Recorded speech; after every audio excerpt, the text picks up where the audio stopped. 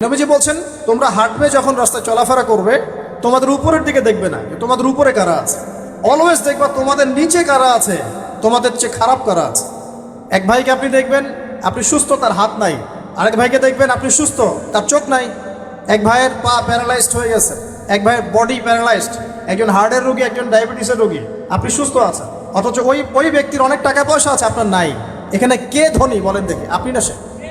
আপনার সুস্থতা আছে। আরেক ভাইয়ের অনেক বড় বড় ফ্ল্যাটস, কিন্তু আপনার এতটুকু নাই, ছোট্ট একটা বাসা। আপনার কষ্ট লাগে, আমারও যদি এমন হতো। ওই বাসায় গিয়ে দেখলেন যে ইন্টারনালি সে ব্যক্তি সুখে নাই, তার পরিবারে অশান্তি, তার পরিবারে হৃদ্যতা ভালোবাসার বন্ধন নাই। আপনার পরিবারে আছে। একটা রিক্সাওয়ালা সারাদিন রিক্সা চালিয়ে 500-1000 টাকা আর্ন করে বাসায় চলে গেল, গিয়ে বাসা আলু ভর্তা, ডিম ভাজা, ডাল দিয়ে ভাত খাচ্ছে, সুখে আছে দিব্যি, বউয়ের সাথে গল্প করছে, চাঁদ দেখছে। আর সেই তো কবে আপনি ওয়াইফ কিনে চাঁদ দেখেছেন ঠিক নাই। আপনি টাকা অর্জন করার নেশায় বছরের পর বছর স্ত্রী থেকে দূরে আছে, দেখারই সৌভাগ্য হয়। আসলে সুখ কাকে বলে, সুখটা কি জিনিস, ঢাকাবাসীকে সুখ বোঝানো দরকার। সুখটা কি জিনিস? সুখটা হচ্ছে ইন্টারনাল পিস।